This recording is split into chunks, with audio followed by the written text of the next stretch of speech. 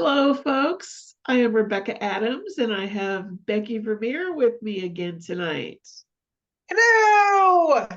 We heard that. Yay, it works. That was my subdued tone. Yeah, exactly. Watch the tone, watch the pitch. Right. Mrs. Doubtfire is a little bit higher up than that, but we do what we can. Yeah, I mean, if the microphone won't pick it up, then don't even try for it. How are you tonight? I'm doing all right. How about you? Doing the same, just about all right. Awesome. Love it. And Teddy, how's he doing? Oh, Teddy's doing whatever Teddy does. Which He's is fine. which is whatever he wants to do, right? Whatever he wants to do. Yeah. I don't know where he is. He's around here somewhere. At the He run of hasn't the been house. on camera for a while. No, he hasn't. I think you wear him out I at think work. so. Yeah, he pretty much comes home and goes to bed for the rest of the night, so. That's hilarious. I just think that's so funny. Every time I think about you at work, I see him up on that little cat perch watching out the window, back of my mind, and I'm thinking, oh, Teddy. Yeah, he had a rough day. I actually had a couple people in my office today that were emotionally distraught. And Oh, so when that happens, his natural instinct to console and make someone feel better really kicks in. So he earned his keep today. oh, bless his heart. Well, that's a good boy. Yeah, he did a good job. So he's not a total narcissist then. No, no, no, no. He's a good emotional support dog. That's good.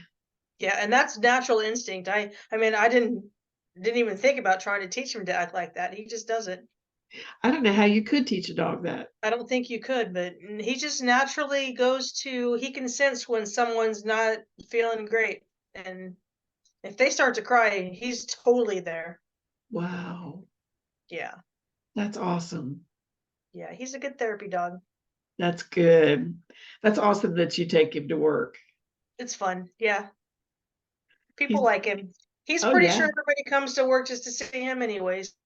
Well, they do, don't they? So it kind of fulfills his need for, recognition and love and affection and all that stuff. There you go. What a character. Yes, he's a mess. So what's that shirt you have on tonight? What's I'm it wearing say? a shirt that says "Be kind." Can Oh, you I see it? like that. Yeah, I So like that. I tell new employees at the crisis center, well, and old employees at the crisis center as well, that I have two rules at the crisis center, and they are to be kind and do no harm. So this shirt fits me perfectly. It does. That's the boss shirt right there. Yeah. Now I noticed you're wearing some kind of a crisis center shirt. What you got going on tonight? I am. I finally got a woman up shirt. Yes. Sure did. Wonderful. Yep. Like it.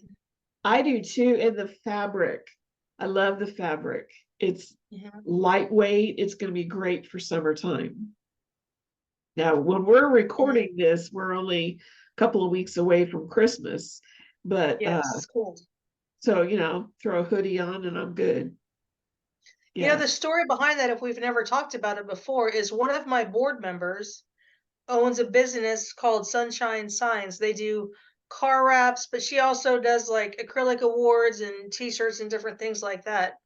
And so she came up with the name and the design for the Woman Up clothing line.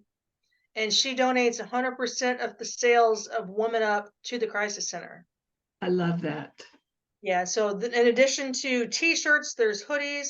She's got some tumblers that she's made. There's stickers, there's bracelets, there's lots of different things that are woman up items that people can purchase. I love it. And just in case somebody is wanting to know what does woman up mean, why don't you explain it? It's kind of the same, did you ever hear the expression back in the day, cowboy up? No? Oh, well, there was a movie that was called The Cowboy Way, and so that used to be an expression that people used to use all the time, cowboy up, meaning times are tough, things are hard, but they don't have to break you. Yeah. Just cowboy up and get back on the bull or whatever else. And so kind of the concept behind woman up is same thing. You may be having a difficult time. maybe you're in an abusive relationship, maybe things are a financial hardship. Moms are pulled in 12 different directions all of the time, but women are inherently much stronger than people give us credit for. Oh yeah. And so, woman up, pull yourself up by the bootstraps and do the things that you need to get done. So that's the concept behind it. I like that. I mean, I hear the phrase around where I live, man up, Mhm. oh, come on, just man up, do it. Yeah. So I didn't know if that was a takeoff It on. is. I mean, it's an offshoot of that, but it's recognizing that women have that the same, actually, in a lot of ways, would have strength, emotional strength, or whatever else. And so to pull themselves up from that pit of 50 things that are weighing you down or whatever else. And so I like the expression fight like a girl. There you go. There you go. I like that. Yes. So we've had a running debate around the office because we have an employee that likes to use the expression specifically in a man's direction, oh, they're such a girl. And we've all gotten on her case and we're saying, why gotta insult women? Like, girls are way tougher than what he's being right now. You're gonna have to come up with another expression instead of saying he's such a girl. Is Uh-huh. it we're proud to be girls? So Right. that kind of fits into the whole woman up concept as well. Yeah, absolutely. Yeah. Oh, I love it. I'm gonna enjoy this. Is the first time I've worn it. I got it, I washed it, and today's the first day I've worn it. Oh, and I never noticed there's birds on here, Uh-huh. just If like with you our on the logo. back of that shirt, there's the Crisis Center logo, Yep, and the Crisis Center logo has birds in it.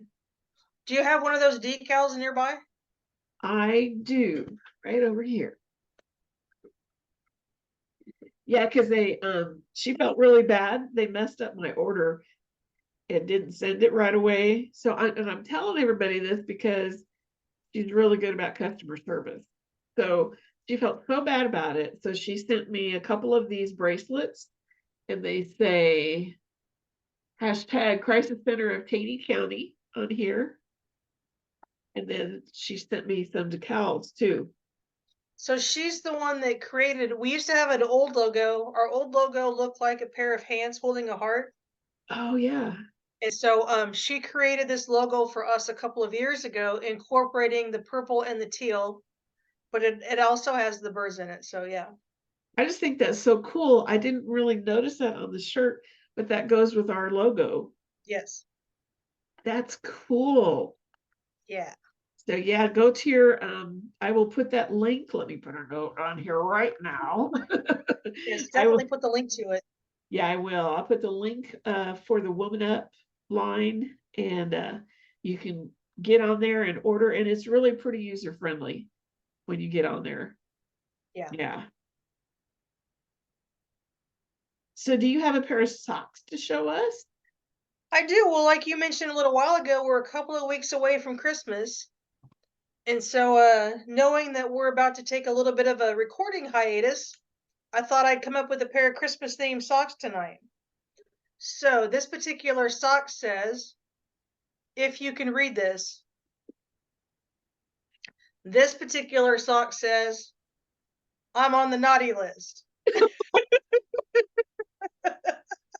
Now, since those socks belong to you, I can believe that. Well, I don't know why. I should be on the nice list. It's the twinkle in your eyes that gives it away that you probably deserve to be on the naughty list. Those are good for Christmas time. They are. They are. I have a Yeah. pair of Christmas socks. They're just soft, fuzzy. They have red and green dots on them all over the place. Yeah. Yeah, Those are good too. they are. And then since you're talking about Christmas, I still have it on the hanger, but I got my dog a sweater. Still on the hanger and Oh, everything. that's perfect. That's perfect. Yep. Yep, absolutely. Well, Did you have some earrings you want to show us tonight? I do, and I am super excited about this set. So a friend of mine creates her own jewelry. I have a couple friends that do that. So here is, boy, I wish my camera was better. Dude, that's It's pretty. really, oh, it's prettier in person. So I I took bet. some I love the pictures. colors. Yeah, I took some pictures and I'm going to post them on our YouTube channel with the link to her things. So these are the earrings. Oh yeah, those are very pretty. And then she also sent me a necklace. Oh, nice. And so what this is, I said, would you please explain to me how you make this? So it's pour paint, like what Sunny does, Mhm. and that's on glass. And after it's dried and she's done all of it that she's going to do with it, then it is put on metal. And then she puts the chain on it or the cord or whatever. Yeah. And they're just stunning when you see them in person. Yes. You'll love it Very when you pretty. see Very pictures. pretty. Yeah, really are. So Alicia, thank you so much. Love your stuff. Yeah, so definitely put a link on that tonight too. Oh, absolutely. You bet.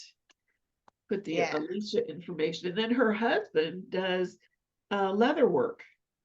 Oh, nice. Yeah, so I'm going to put his stuff on there too. Very cool. Yeah, Talented family. yes, they are. I'm telling you, this couple is so special. You know, every once in a while you meet a couple and they love to be around each other and the way they look at each other, you know, they just melt each other's hearts when they're looking at each other. And that's the way they are. And I love being around those two. They're so precious. They Yeah. moved out of the area, so I don't get to Oh. see them anymore except on Facebook. But when I do see them on Facebook, oh, they're smiling, they have their heads touching. It is just, oh, melts my heart when I see it. It makes me smile. That's very good. Yeah, they're a special couple. Yeah, they really are.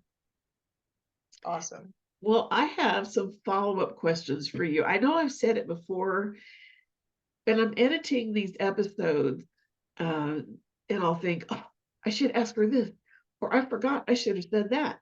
And so that's going to be a little bit of what I'm going to do to start off with here.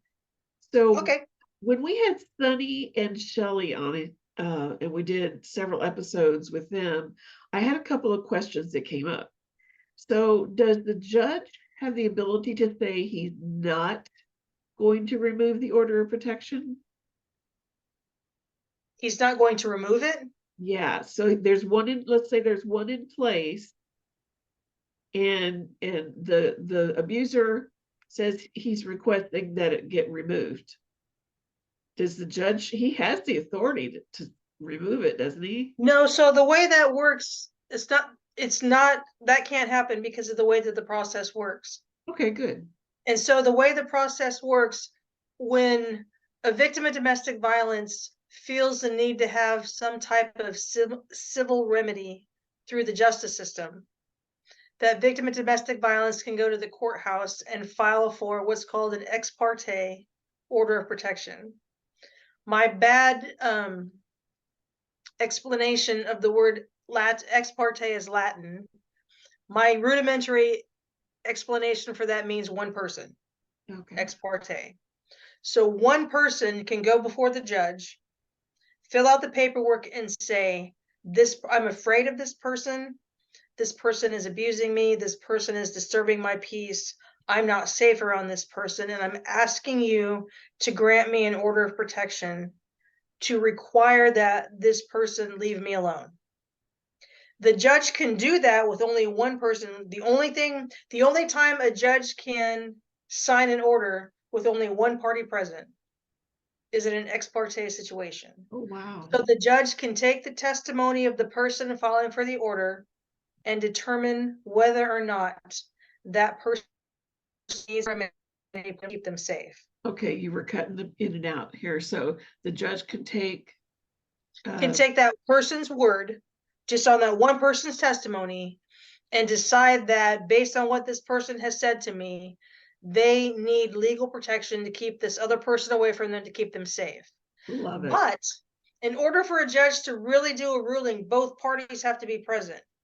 So an ex parte is a temporary order of protection. Gotcha. Typically, an ex parte is going to last 2 weeks, not Okay. much more than 2 weeks. So what's going to happen then over the course of that 2 weeks is the judge is going to set what's called a full order hearing. Okay. At the full order hearing, both parties are present. So the person that filled out the paperwork is there. The person that the paperwork was filled out on is there. Again, the person who's the victim can say, these are the reasons why I'm requesting that this person leave me alone. The person on the other side can say, yes, doing those things, so I will leave her alone if you tell me to. Or they can say, I'm not doing any of those things, and provides testimony. And so then the judge has to decide, who do I believe in this scenario? Or the third thing I was going to say, or the person could just say, I'm not guilty of any of that, but I will leave her alone. So there's 3 options there. Okay. So then at that point, the judge can take all of that testimony into consideration and then decide whether he or she wants to award what's called a full order of protection. A full order of protection can be in place anywhere from 6 months to 2 years anymore. And now there's such a thing as a lifetime order of protection as well. Are you And so serious? the judge can grant it for whatever time frame the judge wants to grant it. Wow. Once the judge has signed that order into effect, that order stays in effect until it expires. Wow. And so there's no 6 months later, the person comes to court and says, hey, I've had a change of heart. I'm not doing this anymore. That doesn't work like that. Wow. Once that order is signed, that order is in effect until it expires. That's incredible. And so then the victim in that scenario knows when that order is going to expire. If the victim in that scenario still feels like there's a safety need or whatever else, then they can go to the courthouse and reapply and have it extended if necessary. And so, like I said, there is such a thing now. Legally, a judge can award a lifetime order if necessary. Wow. So once it's signed, it cannot be undone. So what about if it's not a permanent order? Let's say like what was the other one you said, like for a year or 2, whatever? Is that temporary? That's not temporary. You No, said temporary. The only thing that's temporary is the ex parte, which is about 2 weeks. okay. Everything else from that 6 months on, that's a full order, and it stays in effect during the duration. Whatever date that judge stamps on it, that order stays until that. So if they have a full order for 6 months, and after 6 months, maybe another couple of weeks goes by, and they start bugging her, maybe they're stalking, cyber stalking, anything like that. When they go into refile, does the whole process start over again, that she's got to Yes. get the ex parte and then go for the full order hearing? Yes. Okay. But there are some people who know that date is coming up, and so they don't want to be without an order of protection. And so say it's the time's up in a month, you might go ahead and go fill it out because you want it extended. And the same process would happen. It would still be an ex parte, and then another hearing would be set. Okay. But if you're on top of that, you can keep it renewed and renewed and renewed without ever having to be without that protection. That's really good. Because when I was in Taney County and I filed for an order of protection, it was either 3 or 4 ex parte appearances that were scheduled. I showed up and he didn't. And so after that, I think it was 4. And after that, then the judge he dropped it. And when I got an attorney, because at that time I didn't have an attorney, when I got an attorney for the divorce, he just about flipped and bled. He said, that judge has no right to do that. No, that's not how that works at all. That particular judge didn't handle it properly. Okay. That's really interesting. Because really the way that works is if you have a temporary order, what happens after that temporary order is signed is service paperwork is sent to the sheriff's department. So then the responsibility falls on the sheriff's department to go find the named abuser and serve them papers. Because no one can violate an order they don't know they have against them. And so until that person is served, that order is technically in effect. So then it's the sheriff's department's job to go find that abuser and make sure they're served with the paperwork. You see, But I'm sorry, go If ahead. that person has been served and the other person chooses not to show up for the full order hearing, the judge can on the spot extend the order. What they've done is they've given a consent, an implied consent, because they're not there to fight the case. They're not there to argue about it. And so the judge can go ahead and order it if that other person doesn't show up if they've been served. See, that was the thing. The sheriff's department in his town apparently could never find him at home, I guess. I don't know. So he was never served that paperwork. So then the judge should have kind of rattled the cage of the sheriff's department, because you should be able to find somebody. You may not be able to find them today, but you should be able to find them. Yeah, I And agree. so, we always encourage people when they go to file for those orders of protection, make sure you know as much information as you possibly can. Excuse me. About the person you're filing the order against. What was the last known address?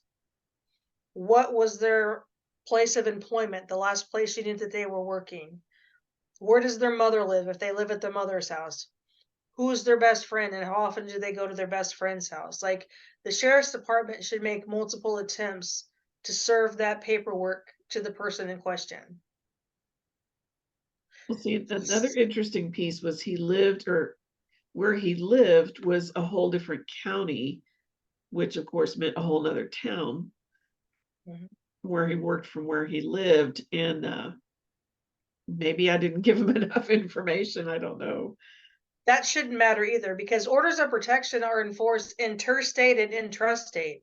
It doesn't matter where you file for it, no matter where you go. If I live in Taney County and I have an order of protection and I go to San Antonio, Texas on vacation and my abuser shows up and they start to talk to me, they're violating the order.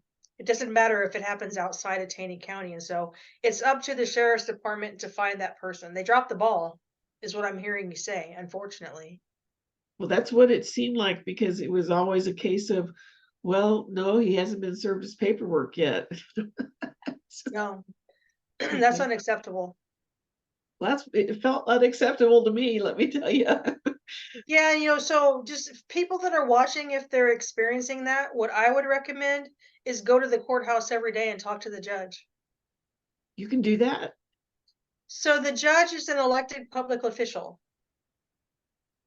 So any elected public official, from judges to sheriffs to senators, they are elected public officials. And so what that means is you can request an audience with an elected public official anytime you want. Wow, yeah. And so if your concern is the sheriff's department isn't supporting you the way that you think they should, and they're not trying to get that order served, you can go to the sheriff himself or herself and say, okay, we're having a problem here. This isn't getting served. And then hopefully the sheriff will kind of rattle the cages of the deputies and be like, you got to get this person served. If you go to the sheriff's department, the sheriff is an elected public official. If you go to the sheriff and the sheriff's like, yeah, I don't care, I would recommend going to the judge. And you can go sit in the courtroom every single day if you want to. Oh, wow. And when the courtroom clears out, the judge has the responsibility to look in that courtroom, see a person sitting there and say, do you have business to bring before the court today? And so every single day you could have gone to the courthouse and said, my order of protection has not been served. I feel unsafe. My order has not been served. You could have done that every day. Wow, that's good to know. And so I want, if watching and they're in this situation, I want them to do that. Call the sheriff. If that's not working, the sheriff's not cooperating with you, go talk to the judge. Go talk to the judge every day. The other thing is, when you're talking orders of protection, the circuit clerk in the county is responsible for oversight of those orders of protection. Go talk to the circuit clerk. The circuit clerk is also an elected public official. And so you can request an appointment with the circuit clerk. I can't promise you that if you went to the clerk's office today and said, I need to talk to the circuit clerk right now, I can't promise you that they would say, drop everything and come and talk to you. But at a minimum, you could make an appointment and say, I need to talk to this person. And as an elected public servant, they have to make your appointment. They have to talk to you. That's their job. When they get elected, that's what they're signing on for, is that they're here to serve the people. And so technically, all of these people that we're talking about, we are their bosses. They work for us. Love We it. elected them to work for us, which means we can request conversation with them every day if we want to. Oh, I love it. All right, folks, you heard that. Yeah, and so if they're saying, "Oh, we can't find him to serve him," or whatever else, poppycock. It's your job. Yeah. Love it. So unfortunately, it sounds like in your scenario that was not handled well. It was not. And I don't know if I didn't give them, the location of where he worked. Because like I said, it was in a whole nother county. And so then that county should have been contacted also, correct? To Yes. contact him at his job. Here's unfortunately what happens sometimes, and this is why I say either go talk to the sheriff, and if that doesn't work, go talk to the judge. Because if the sheriff's department has the orders and they go to the address that was listed on the paperwork and they go knock on the door and no one answers the door, in their mind, attempt to service and they didn't succeed. That's all they Okay. have to do. You froze up. So in their mind, what? In their mind, they attempted to provide service today, and that's all they have to do. They don't have to go to 6 different places. They don't have to make 12 phone calls. They went to the address that was provided on that paperwork. Nobody answered the door. That's the best they can do. And so that's why I always tell people, put as much information as you possibly can. Where they work, where do they hang out? Do they go to the bar every Saturday night? Do they go to a church group? Do they go to the bowling league? Where are they? Find that person and serve them. Okay. And so it should be every shift of the sheriff's department should try. That Okay. doesn't mean they will. And so, like, if you know somebody who works night shift, and so, they start their job at midnight, whoever the midnight patrol officer is, or the sheriff's is, they should go and try to serve that paper. But they may not. And that's where people fall through the cracks. That's where the ball gets dropped. Hey, I tried to do it at 8 o'clock this morning and I couldn't find him. I'll try again tomorrow. Well, that's not good enough. Yeah. But if we don't hold them accountable, sometimes they won't be accountable. So let's say that they found him and they went to serve him his paperwork. Can he refuse to accept that paperwork? No. Okay. I mean, he could say, I'm not going to take that and turn around and walk away, but he's been served. Like when they say, hey, is your name John Doe? And the person says, yes, my name is John Doe. You've been served. They might drop it on the ground and try to leave it there or whatever else. The reality is they've been served. Okay. Yeah.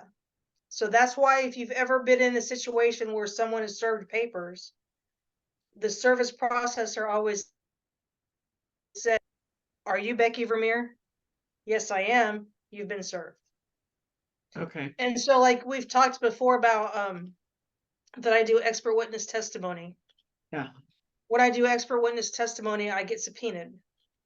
And so the sheriff comes to the crisis center where I work, rings the doorbell and says, I need to talk to Becky Vermeire. So they come and get me if I didn't answer the door, and I walk to the door and they say, are you Becky Vermeire? Yes. I'm going to serve you with these papers. So then I've received them. So they do confirm the name of the person that they're looking for. Okay. Yeah. Like in my scenario, I've been served lots of times. Oh, yeah. And so it's not nearly as formal as that at this point, but that's how that procedure goes. And that's all they have to do. They don't have to have you sign anything. It's not like, Sometimes when the sheriff department serves me, I sign something and sometimes I don't. So I don't know what makes the difference. okay. It used to, I signed it all of the time, but maybe now they don't require that. I don't know. Interesting. Okay. Yeah. Okay. Thank you. Um, Okay, actually, we have, I think, yeah, we have completed an entire episode just on that. Huh. Yeah, Well, that was a good question then, wasn't it? I guess it really was. Well, folks, we are going to teach you the international signal for help. So what that is, if you are in need of help, you're going to fold your thumb in, put your four fingers over it, and then you can just do that over and over and over until you get somebody's attention. And hopefully they are going to acknowledge that they're going to get you some help. But just do this over and over and over again. If you see somebody doing this, um, maybe you can help them right there on the spot. Maybe you can call the law on them, to get some help for them. Maybe they've been kidnapped, or maybe they're being held against their will some other way, and they're being abused or trafficked or whatever. If you see that hand signal, get them some help. So we like to teach that at the end of our episodes so that everybody gets the opportunity to learn that, and we want to spread the word on that completely. Absolutely. Do you have any closing thoughts for us, Becky? Closing thoughts. I want to reiterate what I said a second ago because I think people don't understand it. When we're talking about elected officials, when we're talking about attorneys, when we're talking about people in that role, they are our employees. We are not their employees. And so, like even in that situation where you could have gone to your attorney and said, hey, this isn't working the way it's supposed to, your attorney may have said, well, I'm not anything about it. It's what? You work for me. I'm paying you to be my employee. So I'm requesting that you go and do this. And we forget, we feel like there's this separation of power with these people. And honestly, no, they work for us. We don't work for them. And so we should never be afraid to be assertive, stand up for ourselves, and say, these are the things that I'm requesting. This is what I need. And it's their job to meet those needs. We forget that. Attorneys definitely forget that. But Yes. they work for us. We don't work for them, including the prosecutor. If there's a criminal case going on and you feel like the prosecutor is not prosecuting or requesting as what you want as the victim, you make an appointment and you go talk to the prosecutor and you say, that's not good enough. That's good. And we absolutely have the right to do that. I would recommend doing it respectfully, Sure. but we absolutely have the right to do that. And so I just want everybody to be aware of that. Remember, they don't have all the power over you. Sounds like them, but they are our employees. That's good. Good reminder. Thank you. I know with my attorney, it was a real nightmare. And I made like a dozen appointments to see him. He canceled every single one of them, some of them in the most bizarre way you can imagine. One time he had, there were several envelopes taped to his front door of his office, his outer door. So you're thinking outside in the elements, right? And it was a cloudy day. So it could have started pouring rain. You never know, right? And each one of us had an envelope taped to the outside door. And inside, I mean, anybody could have gone up there and picked my envelope and opened it up to see what it said. And your name was on the outside of it? Yes. Yes. That's a huge confidentiality violation. See, that's what I thought too. And it was taped on the outside of the door, and I don't remember what his excuse was that time, but I mean, literally there was everything from A to Z. So after like a dozen times, I took my day off and I went and I sat in his office. I didn't have an appointment. I just went in there and I was so mad. Yeah. And I took a magazine, I took my quilting in with me, and I just sat down. Well, there was nobody else in the office, and his receptionist knew who I was. She looked at me, her eyes were real big, and she said, can I help you with anything? And I said, yeah, I'm here to speak to my attorney. And she said, again, her eyes are still real big, and she said, well, he's in court right now. I said, that's good, I'll wait. And her eyes got even bigger. And she acted like she was just, doing normal secretarial stuff, right? And then I heard her and she pulled out her drawer. She got her cell phone. It's like crazy. And Nice. about, I don't know, maybe half an hour later, he came in and he said, "Well, hi there, what you need?" And See, I there need you to go, my talk point. to you. And did he talk to you then? Oh, he heard me. He heard me. And let me tell you, if they will not do what they say they're going to do, you can turn them into, and you can help me with the right title here, but you can turn them into the Bar association? bar association. Thank you. For the state, or isn't there one for the country too, or is it just? Yeah. Yeah. And I'll tell you another example. We actually have a current situation going on with one of our residents. And one of my advocates came and brought the resident into my office, and she was telling me a little bit about the situation this resident is in with her attorney. Well, and come to find out, she was awarded an attorney through legal aid, which is fantastic. Yes. Legal aid usually does a really good job. They make domestic violence cases a priority.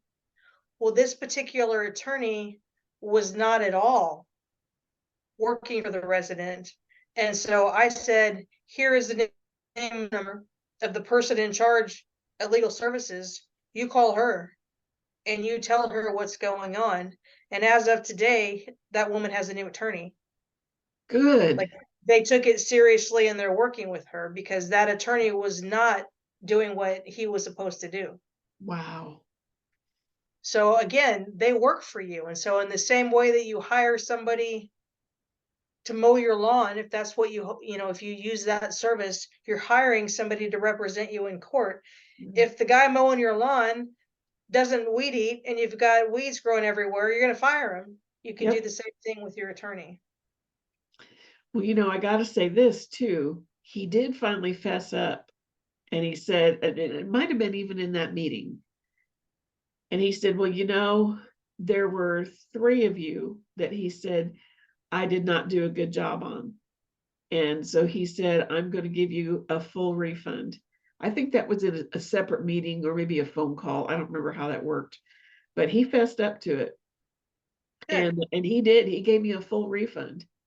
And good. I told him, I said, "Thank you," but I said, "I'm still going to turn you in," because he didn't do what he was supposed to. So Well, he and that ended up hurts you. yes, it did. It sure did, because it drug that thing on and on and on. It was 2 years before this thing was finally settled. That's inexcusable, you Yeah, know? Um, uh, Sorry, I forgot what I was going to say. But anyway, yeah, there's just no reason for that at all. So you also have that option too, absolutely. and they have that option to refund you your money because they've not done a good job. Yeah. And And they it's should. okay. It's okay not to be happy with the service they're providing. Absolutely. And I was always taught, oh, well, they're a doctor or they're an attorney or whatever, and they've gone to school, and so they're the hidden message in all of that as I was growing up was they're better than we are. They're smarter Right, than we are. exactly. And Right. that doesn't, I love what you're saying, because Yeah, it's not we true. hired you.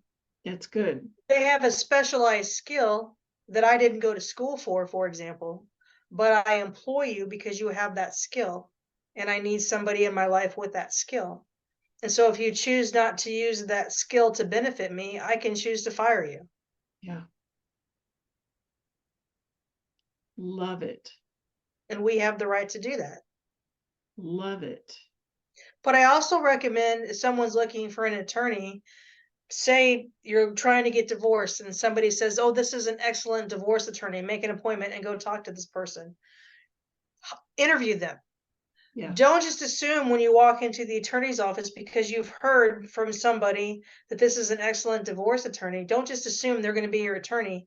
Interview them.